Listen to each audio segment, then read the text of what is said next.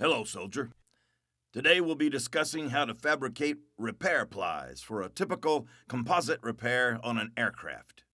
For our example, we'll use 4 circular plies, but check the appropriate TM to ensure you are using the correct number, shape, and orientation for your repair.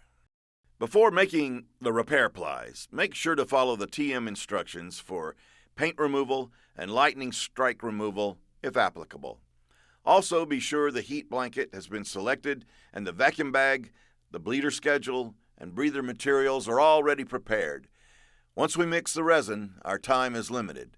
We'll discuss the application of these materials in the next video. For our example, let's say that 4 repair plies of plain weave carbon fiber are indicated in the TM. So we'll begin by cutting out 4 templates.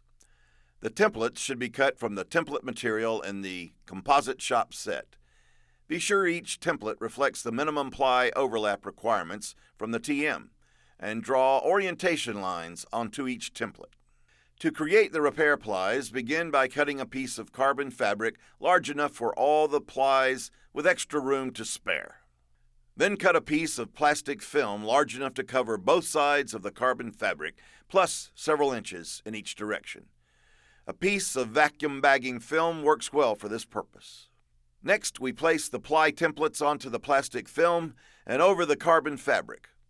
Arrange the templates on the plastic with their orientation lines matching the warp direction of the fabric.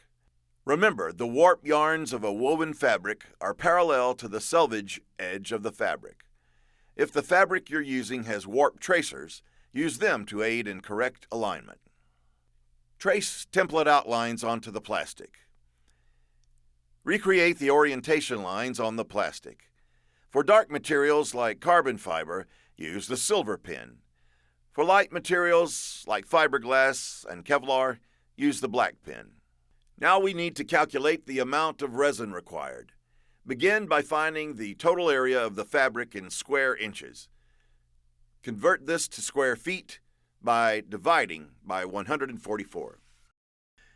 Finally, calculate the total amount of resin by multiplying the area in square feet by the grams per square feet amount found in the specific repair instruction. Our example resin specifies 25 grams per square foot. Calculate the amount of each part you will need to mix. Be sure to check the resin container for the correct mix ratio for your calculations. Measure and mix the resin based on your calculations.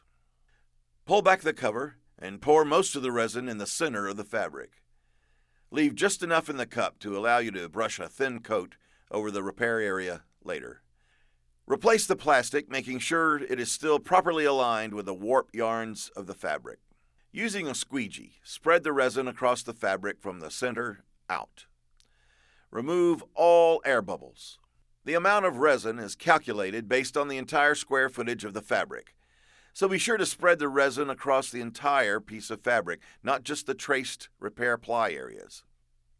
Remove air bubbles from both sides and saturate any remaining dry areas.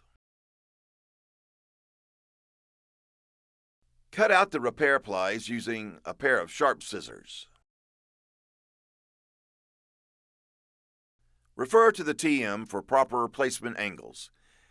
Using an approved pen or pencil, draw lines on the repair surface showing the placement angles, then mark at 1/2 inch intervals along each line so that you can align each ply.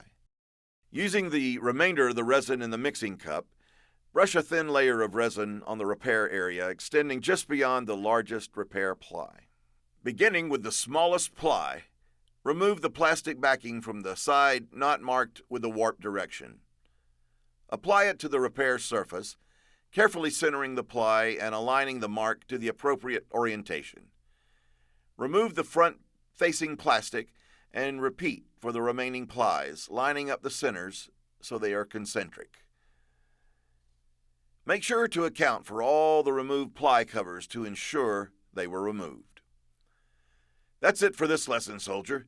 Next time, we'll apply the bleeder schedule and do a vacuum bag to complete this repair. Hooah!